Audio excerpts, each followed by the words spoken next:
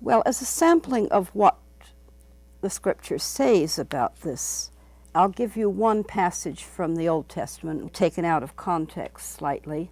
Leviticus 18:22 to 23. Do not lie with a man as one lies with a woman. That is detestable.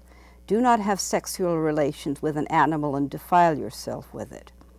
I hear the 10 Commandments, and I hear the first 2 commandments over and above them, which are to love God and to love your neighbor as yourself. And I don't hear in those, judge your neighbor, make up your neighbor's mind. I hear, really, you love God. And so I really strongly disagree with this idea that God has all these rules that we're going to follow. I don't think God has any rules that we're going to follow except love God and love your neighbor. And I don't think that what we're dealing with now has anything to do with loving your neighbor. You know, that people love to quote the Bible, and so we kept getting Leviticus thrown at us. And I got out Leviticus and I read Leviticus. And what does it say? Well, it's very interesting what it says. It goes on for pages and pages and pages about various forms of blood sacrifice and how to do it.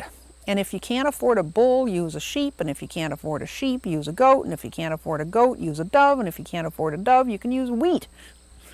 And I have been dying to ask people who throw Leviticus at me if they've tried blood sacrifices and how it works. But I haven't had the nerve. And then there is sort of stuck in, with not much connection to the whole blood sacrifice thing, one line that says a man shall not lie with another man as though he were a woman.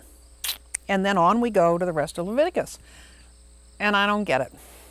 I mean, if they're gonna hate homosexuals, then they ought to practice blood sacrifices, and I'll bet you a nickel they don't.